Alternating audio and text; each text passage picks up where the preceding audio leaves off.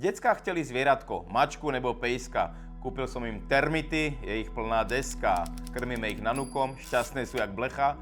Zežerú len paličku a zvyšok sa nechá. Dobrý deň, je tu Heso Jašterák a dneska to nebude sexuálna poradná, ale bude to vánočná listáreň, kde budem odpovedať na vaše zvedavé dotazy, ktoré ste mi poslali, týkajú sa dárkov, Vánoc, tradícií a tak ďalej. Poďme hopem na to, Vánoce sú čoskoro tu. Pane Heso, chcel by som od rodičov na Vánoce niečo drahé a značkové. Čo to bude? No, nemal by som prezrazať ten dárek, ale pýtate sa, tak vám odpovedám. Dostanete drahé a bude to fakt značkové. Dostanete zaplatenú autoškolu. Dneska je to veľmi drahá záležitosť a čo sa týka značkovosti, tam máte komplet všetky značky. Myslím, že je to dárek, ktorý vás dostane do života, vydáte sa na správne cesty a mali by ste sa rodičom poďakovať tým, že ich potom zoberete na prvú jazdu. Ak by to bolo v oblasti Vánoc, tak možno vám rodičia pustá v rámci prehrávača v auto aj krásnu koledu Cúvaj dieťa krásne. Ďalší dotaz. Náš vnuk by strašne chcel ako darček zaplatiť kurz hip-hop. Nemyslíme si, že to je vhodné, radšej nech len pekne sedí nad učením.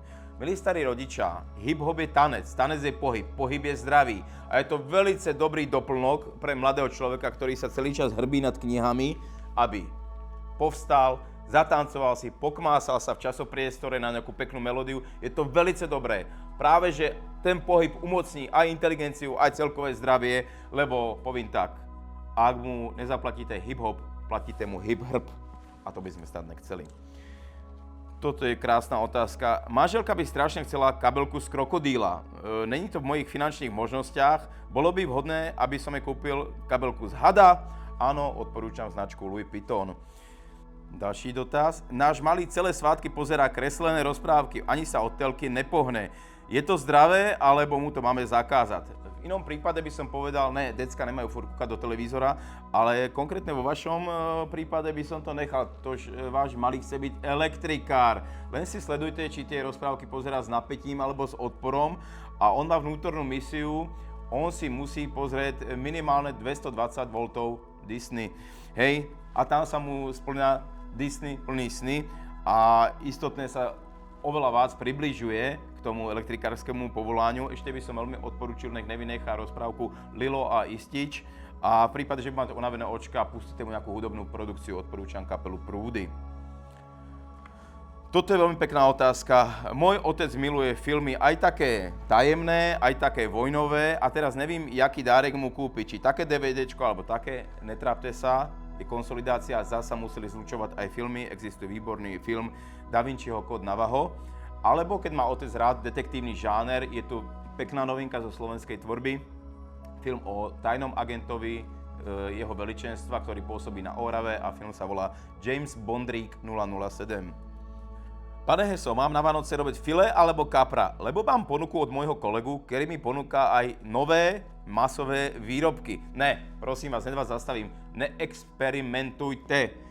Veľmi dobre si uvedomte, odkiaľ váš kolega pochádza. Pochádza z takej vsi, kde sa pejskové nejak tak zľahka strácajú, kde po masovýrobe doslova ani pes neštekne. Čiže ak vám ten kolega ponúkne hotdog, buďte si istí, že je to doslova hotdog.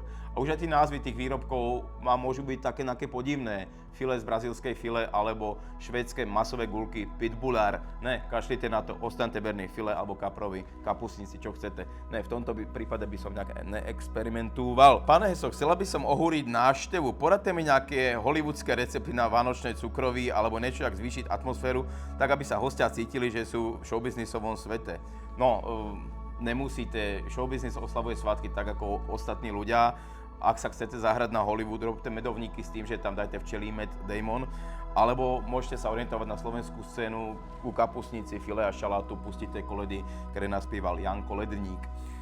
Toľko vánočná listáreň. Ja by som vám všetkým zaželal krásne vánočné svátky, minimalizujte hádky a keď sa po svátkoch vrátite spátky, nehromadte statky.